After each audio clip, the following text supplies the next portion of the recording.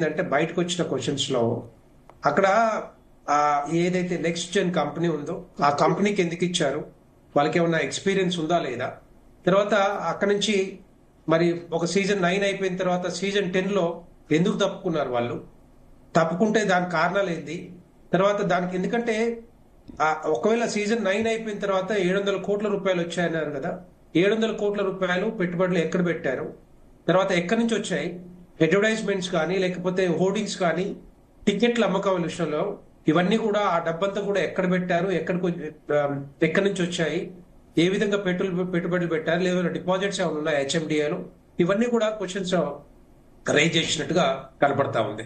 Definite గా yes, ఎందుకంటే మనకు కావాల్సింది కూడా బయట తెలంగాణ సమాజానికి తెలియాల్సింది కూడా ఏంటంటే ఒక ట్రాన్స్పరెంట్ పద్ధతిలో ఏదైనా కూడా కండక్ట్ చేస్తే, ఆర్గనైజ్ చేస్తే డెఫినెట్ గా అది పబ్లిక్ ఉపయోగపడుతుంది, తెలంగాణ రాష్ట్రానికి ఉపయోగపడుతుంది, తెలంగాణ రాష్ట్రానికి పేరు వస్తుంది. కానీ ఒక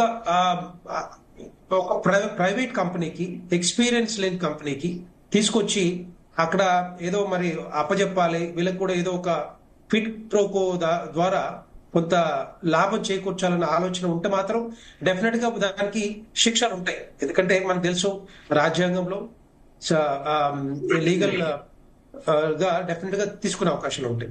రెండో పాయింట్ ఏంటంటే ఇక్కడ ఒక 10 కోట్ల రూపాయల పైన ఏదైనా బయటికి పంపించాలనుకుంటే, లేకపోతే ఏదైనా ట్రాన్సాక్షన్ చేయాలనుకుంటే విదేశాలకు కానీ లేకపోతే విదేశీ కరెన్సీ రూపంలో కానీ ఆర్బీఐ అనుమతి కానీ, తర్వాత ఆర్థిక శాఖ అనుమతి కానీ, ఆర్బీఐ రూల్స్ అనుగుణంగా పంపించాలి. తర్వాత క్యాబినెట్ నోటు కానీ క్యాబినెట్ అప్రూవల్ కానీ తప్పనిసరిగా ఉండాలి. బిజినెస్ రూల్స్ కు విరుద్ధంగా ఏది చేసినా కూడా డెఫినెట్ గా అది ప్రత్యేకంగా ఒక వాటి మీద కొన్ని శిక్షలు ఉన్నాయి. అదే విధంగా ఇప్పుడు జరిగింది అనమాట. ఈ 55 కోట్ల రూపాయలు 54.85 కోట్ల రూపాయలు ఏవైతే బయటికి పంపించారో అవి బిజినెస్ రూల్స్ కు విరుద్ధంగా జరిగినాయి అని చెప్పి ఇప్పుడు క్లియర్ కనపడతా ఉంది. అది నేనే పంపినని చెప్పి కేటీఆర్ గారు మాట్లాడుతున్నారు. ఏ విధంగా ముందు పోతుంది అనేది ఇప్పుడు కేసు విచారణ జరుగుతా ఉంది. కేటీఆర్ గారు వచ్చి అలా 4 ప్రశ్నలు 40 రకాలు అడిగారని చెప్పి బయట చెప్తున్నారు. కానీ ఏసీపీ వాళ్ళు కూడా చెప్పాలి బయటకు వచ్చి, ఆయన చెప్పడం కాదు. ఆయన ఎందుకంటే ఎంత డెప్త్ గా అడిగారు అనేది ఎవరికి తెలియదు. ఎంత డెప్త్ గా అడిగారు, ఈ కేసు ఎంత దూరం పోతుంది, ఎన్ని రోజులు శిక్ష పడుతుంది, ఒకవేళ నేరం రుజువైతే అవన్నీ కూడా ఏసీబీకి కేసు విచారణలో బయటపడతాయి. దానికి టైం పడుతుంది. యూజువల్లీ వెంకటరెడ్డి గారు ఏసీబీ విచారణ కావచ్చు, సిబిఐ విచారణ కావచ్చు, ఈడీ విచారణ కావచ్చు, ఇటువంటి విచారణలకు ఎవరైనా హాజరైతే బయటకు వచ్చి కేసు గురించి ఏమీ మాట్లాడకుండా వెళ్తూ ఉంటారు.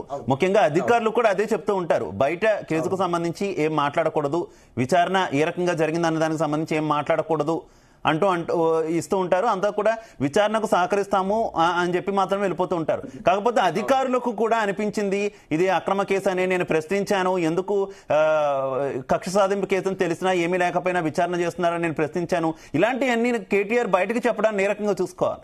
డెఫినెట్ గా అది ఎంత డైవర్ట్ చేయడానికి, తెలంగాణ ప్రజానికాన్ని తెలంగాణ రాష్ట్రం ప్రజల్ని డైవర్ట్ చేయడానికి ఏదో ఒకటి అక్కడ లోపల భయం ఉండొచ్చు, కానీ బయటకు మాత్రం మరి బీఆర్ఎస్ పార్టీ కార్యకర్తలకి ఏదో భరోసా నిలపడానికి మాట్లాడుతున్న వ్యాఖ్యలే తప్పితే దీంట్లో ఈ విధంగా మాట్లాడడం కరెక్ట్ కాదు. ఎందుకంటే ఒక ఏసీబీ కేసు విచారణ సందర్భంగా లేకపోతే కోర్టుల్లో ఉన్నప్పుడు ఇష్యూస్ బయటకు వచ్చి ఆ క్వశ్చన్ అడిగారు, ఈ క్వశ్చన్ అడిగారు, ఆ ప్రశ్నలు ఎవరెత్తారు, ఈ ప్రశ్నలు ఎవరెత్తారు, నేనే కౌంటర్ ప్రశ్నలు వేసిన అని చెప్పడం కరెక్ట్ కాదు. అది ఎందుకంటే అది కంప్లీట్ అయ్యేంత వరకు తర్వాత చెప్పుకోవచ్చు కదా, ప్రాబ్లం ఏముంది.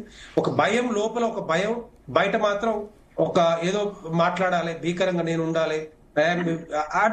నేనేనా అనేది ఏంటంటే బయటకు వచ్చినా కూడా ఒక ముఖ్యమంత్రి పదవిని, ముఖ్యమంత్రి చైర్ ని మరి దాన్ని అగౌరవపరచడం అనేది కరెక్ట్ కాదు. ఒకటి నెంబర్ 1. ఎవరున్నా కూడా అటు కేసీఆర్ ఉన్నా లేకపోతే ఇటు రేవంత్ రెడ్డి గారు ఉన్నారు, ఇంకోరున్నా కూడా డెఫినెట్ గా will have to give a respect for the chair of the chief minister. But this not correct actually. But abuse చేయడం కానీ ఇట్లాంటి మాటలు మాట్లాడడం కరెక్ట్ కాదు. రేపు మళ్ళీ నేను అనుకుంటా మళ్ళీ ఒకసారి పిలిచే అవకాశాలు ఉంటాయి. రెండో పాయింట్ ఏంటంటే వాళ్ళు ముగ్గురు ఉన్నారు కాబట్టి ముగ్గురిని కూడా కూర్చోబెట్టి ప్రశ్నించే అవకాశాలు ఉంటాయి. దాంట్లో ఆ డెప్త్ ఆఫ్ ద కేసు ఏదైతే ఉందో అది తెలుసుకునే అవకాశం ఉంటుంది.